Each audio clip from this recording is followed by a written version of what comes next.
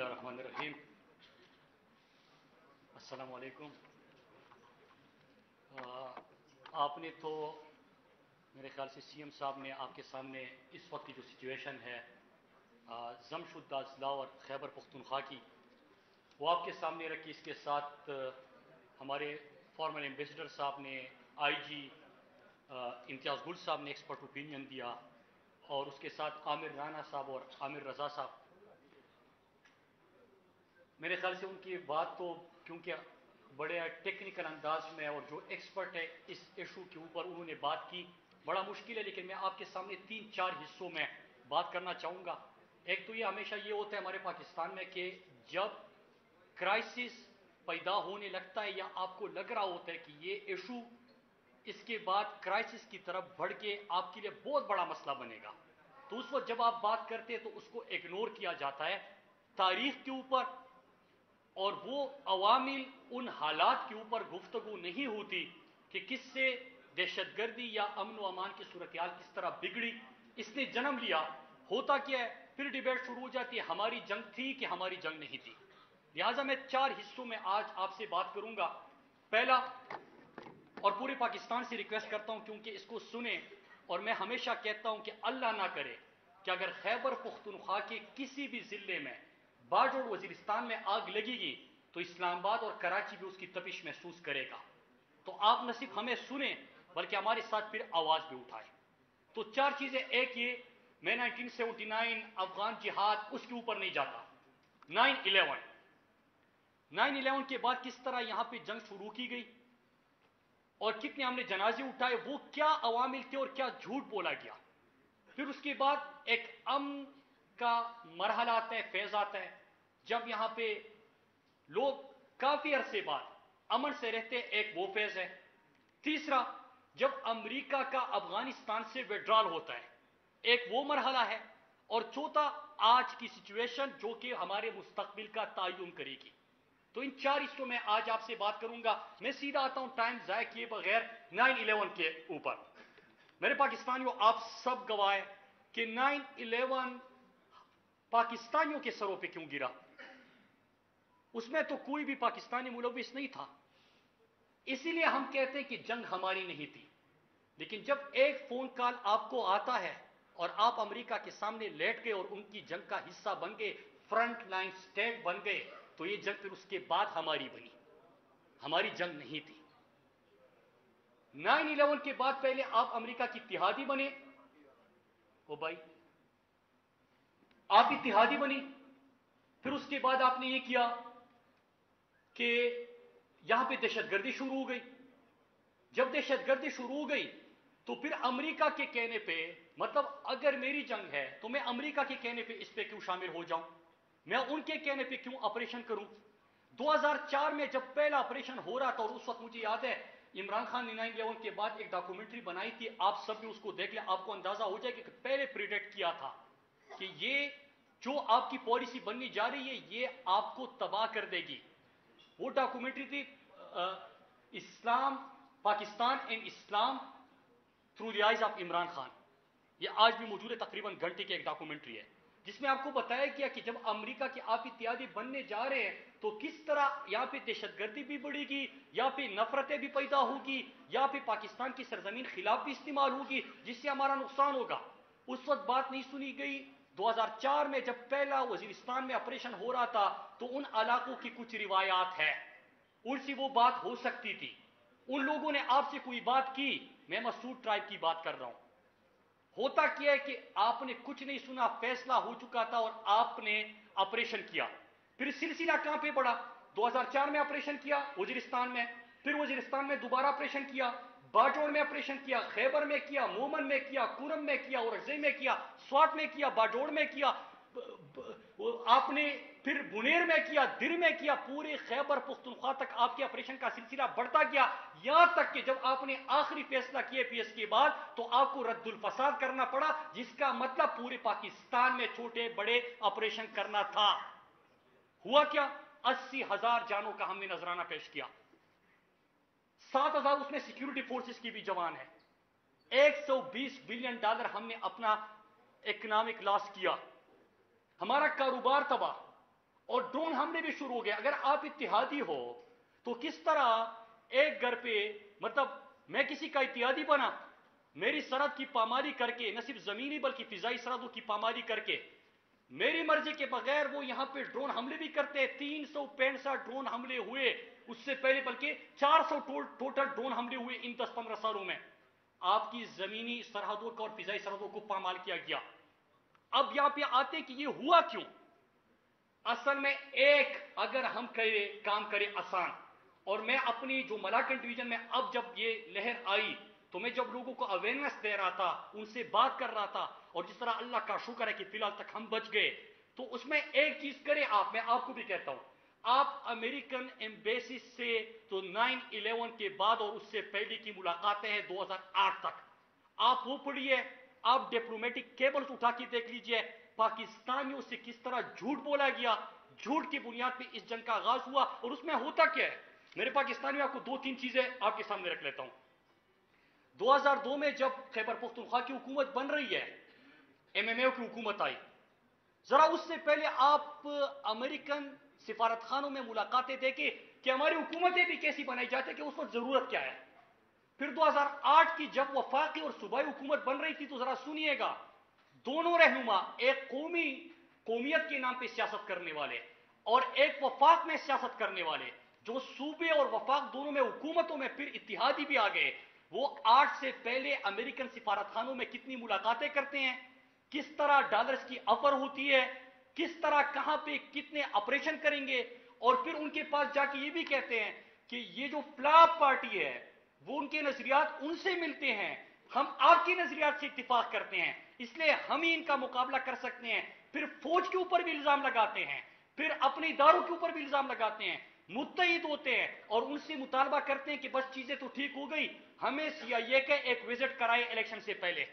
America में CIA headquarter का एक विजिट कराए, डॉलर्स की भी बात हो गई, यकीन दहानी भी कराई गई कि मजीद ऑपरेशन करेंगे, मतलब मजीद लोगों को मारेंगे। जब हुकूमत आ गई तो अमेरिका के पास जाके हुसैन हक्कानी, जो आज बड़ा चहीता बना हुआ है, उनकी मौजूदगी में जरदारी सीआईए डायरेक्टर जब कहता है कि ड्रोन में आम लोग मर रहे हैं, तो वो कहता है कि मरने दो, तुम्हें क्या परवाह है, हम सब मार लेंगे, मीडिया की फिक्र ना करो, मारो, मजीद मारो इनको। तो मेरे पाकिस्तानियों, जब आपकी हुकूमत ऐसी बनती हो, जब डॉलरों की आप पूजा करते हो, तो इस पे मैं टेक्निकल चीजों में नहीं जाता, सिंपल बता दूं, झूठ बोलना छोड़ दे, कौम के साथ सच बोलना शुरू कर दे, आजाद खारजा पॉलिसी खुददारी पे शुरू कर दे, किसी के कहने पे आप जंगे मत छेड़े, किसी के कहने पे अपनी कौम को ईंधन मत बनाए, किसी के कहने पे आपके लोगों के ऊपर जो जनाजे उठते हैं उनको ओन मत करे। मदरसे पे बमबारी होती है, 70 बच्चे कुरान मजीद की तिलावत करते शहीद होते हैं। मुझे आज भी याद है, बलूचिस्तान एक तकरीर मुकाबले के लिए मैं उस दिन जा रहा था यूनिवर्सिटी से, जिस दिन बाट रोड पे ये ड्रोन हमला हुआ, 70 बच्चे कुरान पाक की तिलावत करते हुए शहीद हो गए। हमारे यहां पे प्रेसिडेंट और हमारे इदारे क्या कह रहे थे कि बहाने ढूंढ रहे थे कि ये हमने किया है, बाद में हकायक सामने आए। तो एक, सच बोले, आजाद पॉलिसी रखे, किसी के कहने पे आप ये चीजें न करें, पहले तो ये शुरू कर देना, बाद में आपके मामला ठीक होंगे।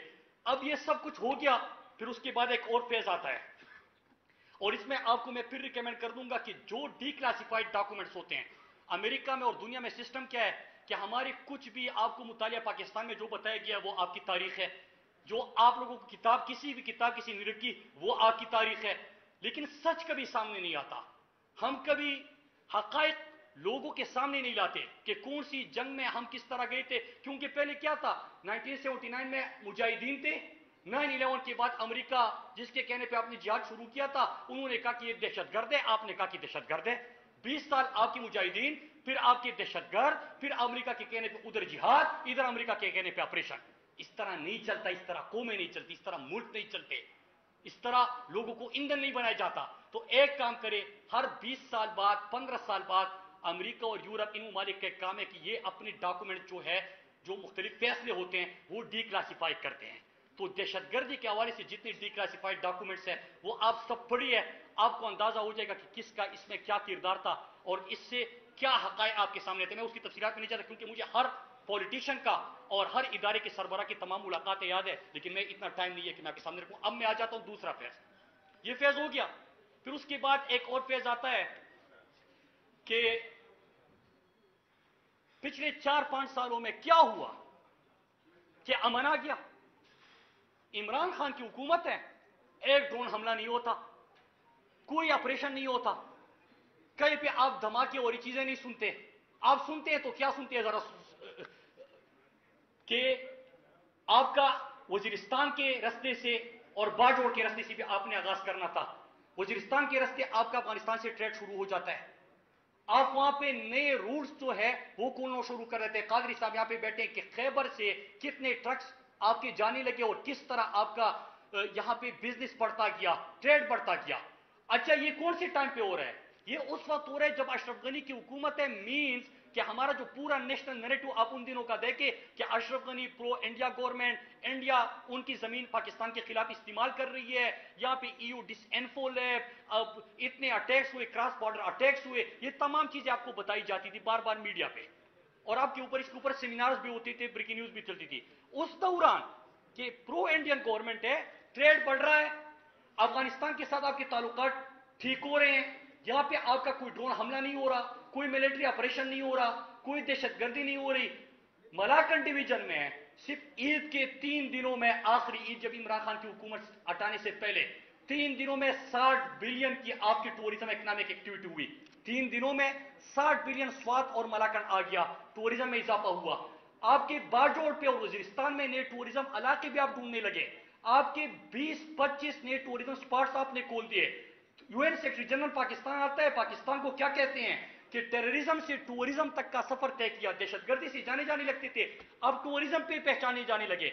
आपने वहां पे स्पोर्ट्स, आपने ट्रेड, आपने रूट्स खोले, आपने बिजनेस बढ़ा दिया। बल्कि मेरे पास खुद कम्युनिकेशन की वजारत थी, चाइना तक जाना शुरू हो गए। और मैं उस पर आता हूं कि जब अमेरिका का विड्रॉल हो रहा था तो उस वक्त हमने क्या कुछ किया था। एक और चीज हो गया कि पहली दफा फाटा में कोई 4 साल पहले यहां पे धमाके नहीं हो रहे थे, अमन अरसे बाद देखा था लोगों ने। हालांकि आपको उनकी अभी रिहेबिलिटेशन करनी थी, क्योंकि 20 साल जब आपने पहला ऑपरेशन किया था 2004 में, तो 17-18 साल मसूद ट्राइब, ये खान टांग और कराची में रह रहा था, वो वापस नहीं गया था। मीराली और मीरान शाह के बाजार तबाह हो चुके थे, उसकी अभी आपने रिहेबिलिटेट करना था। बाजोड़ में जो जनाजे उठे थे, जो नुकसान हुआ था, जो बाजार तबाह थी, वो अभी आबाद नहीं हुई थी। तीरा खैबर एजेंसी में अभी वो रिहेबिलिटेशन आपने करनी थी। कुर्रम और औरंगजेब के बाजार आपने अभी बहाल करने थे। लेकिन इसके बावजूद क्या होता है, अमन बरकरार, इकोनॉमिक एक्टिविटी शुरू, उनको वापस बुलाना शुरू, फिर यहां पे लोकल बॉडीज इलेक्शन होता है। प्रोविंशियल असेंबली में पहली दफा 70 सालों में फाटा के लोगों को नुमाइंदगी मिलती है। 70 सालों में पहली दफा हर विलेज काउंसिल की सतह पे फाटा में इलेक्शन होते हैं। इलेक्शन में क्यों बात कर रहा हूं, इसलिए कर रहा हूं कि वहां पे पॉलिटिकल एक्टिविटीज मतलब जड़ से हो रहे हैं, लोग निकल रहे हैं, हर गांव में निकल रहे हैं, कोई धमाका नहीं, कोई चीजें नहीं। आपने वहां पे इंटरनेट की बहाली के ऊपर काम शुरू किया, फाइबर ऑप्टिक बिछाना शुरू कर दिया, टेलीफोन जो नेटवर्क थे या बाकी मोबाइल नेटवर्क थे उनको वहां पे ले जाना शुरू कर दिया। फिर क्या होता है, रिजीम चेंज ऑपरेशन आता है। बल्कि रिजीम चेंज ऑपरेशन से पहले एक और फेज आता है, अफगानिस्तान से अमेरिका का विड्रॉल। अभी इम्तियाज साहब ने एक बात की, इम्तियाज गुल साहब ने, कि क्या पता नहीं था हमारे इदारों को कि जब अमेरिका ऐसे जाएगा तो यहां पे क्या सूरत हाल बनेगी और उस वक्त क्या होगा। मैं इस पे बात करने से पहले 2-3 चीजें बताऊं, खतरात क्या थी जब अमेरिका जा रहा था।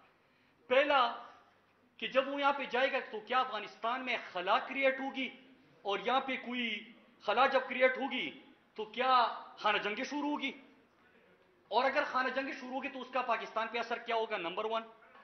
नंबर 2, अगर हुकूमत एक कायम होता है, चाहे वो तालिबान का है या किसी और का है, तो फिर उसके बाद उसका पाकिस्तान पे क्या असर होगा। जिस तरह नजरियात की, आइडियोलॉजीज की भी बात हुई कि यहां पे जब उनकी हुकूमत आई तालिबान की तो यहां पे मुख्तलिफ आइडियोलॉजीज, तो फाटा वगैरह में थी, जिस तरह जश्न मनाए गए थे।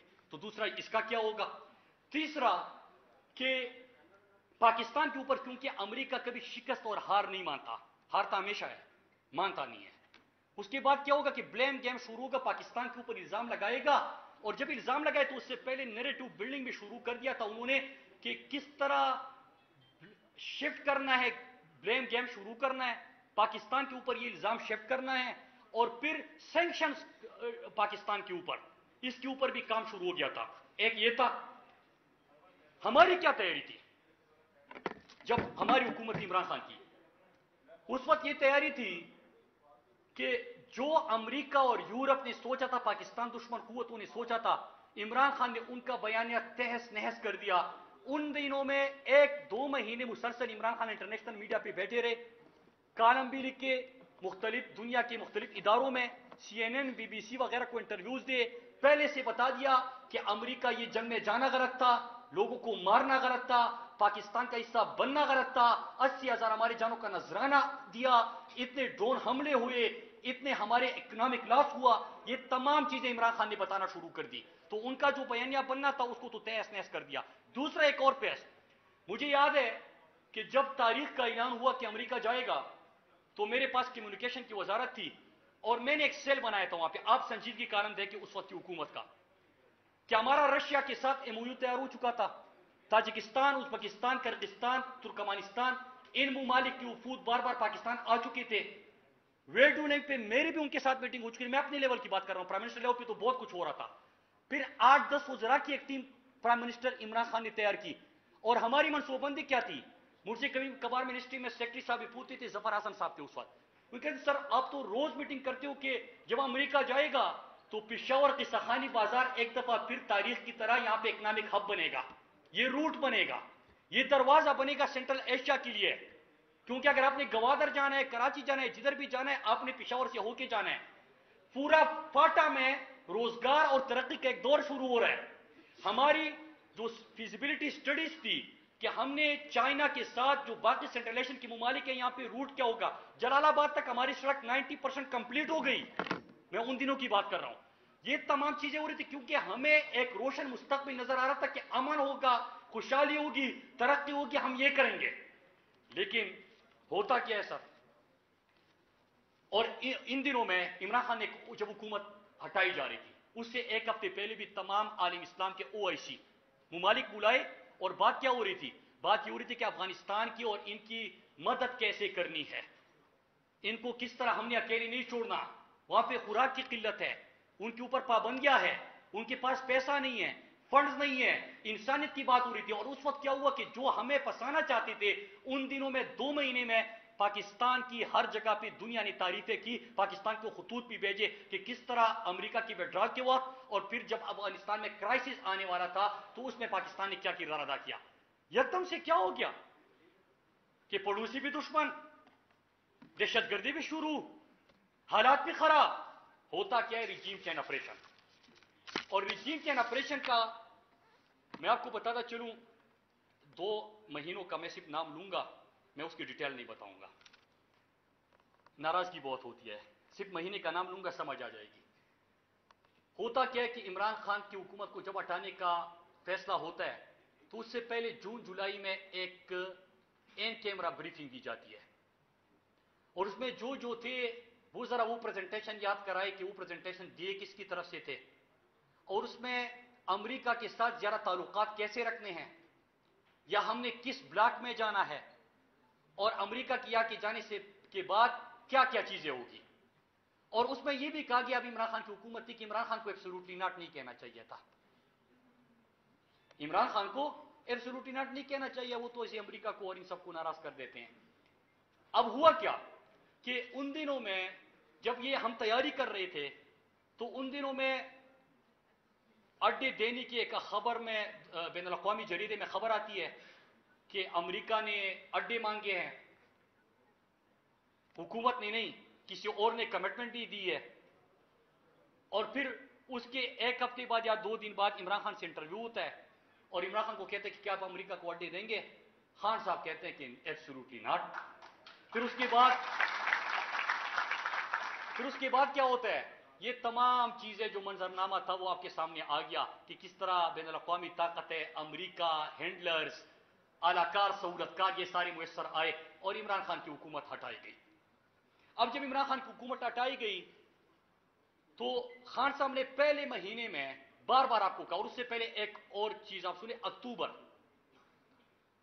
अक्टूबर भी बहुत अहम है इस रिजीम चेंज ऑपरेशन में कि उसमें भी कुछ फैसले हुए थे और किसी के ताकतवर शख्स के कुछ दौरे भी हुए थे और उसमें भी कोई कमिटमेंट्स हुई थी।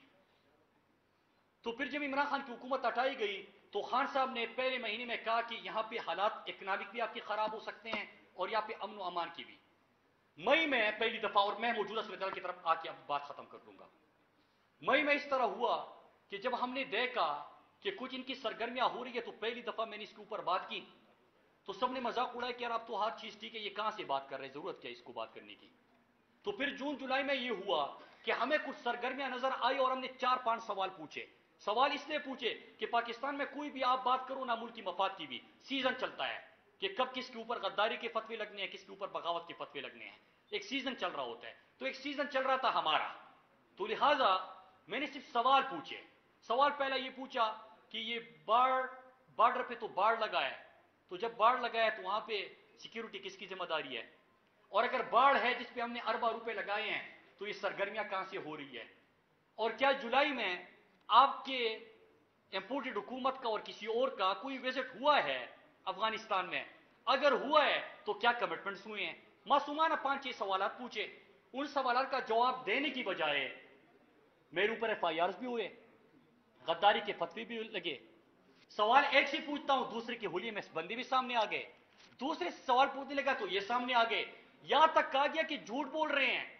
इंटीरियर मिनिस्टर ने टीवी पे आके, और मैं क्यों झूठ से शुरू किया था, इनके झूठ से, और इनके झूठ पे अब मैं खत्म करने जा रहा हूं कि ये जंग जब झूठ पे हो, जब आपके तमाम मामला झूठ पे हो, जब गुलामी पे हो, जब आप किसी और के अनाकार बनते हो, जब डॉलरों के लिए आप काम करते हो, तो फिर आप इसको शिकस्त नहीं दे सकते। इसका एक ही तरीका है और मैं सोल्यूशन भी आपको देता हूं। हुआ क्या, फिर मैंने 2 सवाल और पूछे कि क्या आपने अमेरिका रिजीम के ऑपरेशन में कोई ये वादा भी हुआ है कि आपका एयर स्पेस एक दफा फिर इस्तेमाल होगा, क्योंकि इमरान खान ने तो एब्सोल्युटली नॉट कहा था। 400 ड्रोन हमले आपके टाइम पे हुई थी, इमरान खान ने तो इजाजत नहीं दी थी, लिहाजा एयर स्पेस इस्तेमाल करने की कोई कमिटमेंट हुई है या इस्तेमाल हो चुका। दूसरा कि क्या अमेरिका को अड्डे देने की आपका कोई मुआहिदा हुआ है या होने जा रहा है। वजह कि अमेरिका कभी भी यहां से निकलता नहीं। यहां पे गिलगित बल्तिस्तान, मैंने उस वक्त कहा था कि सीपैक का दरवाजा है, चाइना को रोकना है, फिर इसके साथ साथ आपका रशिया, फिर आपकी ताकतें, फिर यहां पे अपना असर रसूख कायम रखना, तो ये तमाम चीजें शुरू हो गई। फिर जब ये सवाल पूछे तो एयर स्पेस का और ड्रोन हमलों का भी सवाल पूछा, अड्डों का भी सवाल पूछा, उसका जवाब नहीं दिया गया, बल्कि इंटीरियर मिनिस्टर टीवी पे आता है और ISPR की तरफ से एक प्रेस रिलीज जारी होता है। ISPR प्रेस रिलीज में कहता है कि ये प्रोपेगेंडा है और हालात बिल्कुल ठीक है। इंटीरियर मिनिस्टर कराची में खड़े होके कहता है कि झूठ है, प्रोपेगेंडा है, अमन व अमान के हालात ठीक है। लेकिन जब हमने सरगर्मियां देखी तो मैं वाज़ेह तौर पे उस वक्त भी पैगाम दे चुका था और आज भी दे रहा हूं, न हमने इनकी ट्रैप में आना है, न उनकी ट्रैप में आना है, न हमने इनके लिए इस्तेमाल होना है, न उनके लिए इस्तेमाल होना है। लेकिन जो स्वात मलाकन डिवीजन खैबर पुख्तूनख्वा हमने अपने हाथों से बनाया था, जो हमने अमन हासिल किया है, हम अपनी नजरों के सामने किस तरह उसको तबाह होता देख सकते हैं, तो हम तो आवाज उठाएंगे। हुकूमत ने साथ नहीं दिया, foreign minister, defence minister, interior minister, ISPR सब ने कहा कि प्रोपेगेंडा है, किसी ने साथ नहीं दिया। हमने क्या किया, हमने मलाकन डिवीजन के लोगों के पास गए, लाखों की तादाद में लोग आए, लोगों ने एक पैगाम दिया कि हम किसी की जंग में हिस्सा नहीं बनेंगे, हम किसी के लिए ईंधन के तौर पे इस्तेमाल नहीं होंगे, आप अमेरिका के गुलाम होंगे, डॉलर के गुलाम होंगे, हम नहीं होंगे। और फिर क्या होता है मेरे पाकिस्तानियों, फिर उसके बाद राब्ता होता है। 12 अगस्त को कहा जाता है कि 48 घंटे में ये वापस चले जाएंगे, चले जाते हैं, लेकिन सितंबर के पहले हफ्ते में फिर आ जाते हैं। तो क्या मैं सवाल नहीं पूछूंगा कि गए कैसे, आए कैसे, और फिर मीडिया से भी सवाल करता हूं। मैं मीडिया से भी सवाल करता हूं। उस वक्त क्या है कि जब मैं ये बात कर रहा था तो मैंने मीडिया को 10 दफा मुखातिब करके कहा था कि याद रखिएगा, जब हम मुजरिमों की फेहरिस्त तैयार करेंगे तो उसमें सिर्फ ये हुक्मरान नहीं होंगे जो डॉलरों की पूजा पे हमारा सौदा करते हैं, उस मुजरिमों के फेहरिस्त में पाकिस्तान का मीडिया भी मेरा मुजरिम होगा। इसलिए होगा कि आपके लिए खबर ये होगी कि फला जगह में धमाका हुआ, इतने जनाजे उठाए गए, आपके लिए जनाजा, आपके लिए एम्बुलेंस में लाश और किसी के हाथ और पांव जो कटे हुए हो, वो आपके लिए खबर होगी। मेरे लिए खबर ये है कि किसी ने मेरे घर में घुसने की कोशिश की, मैंने उनको भगा दिया, मेरे लिए ये खबर है।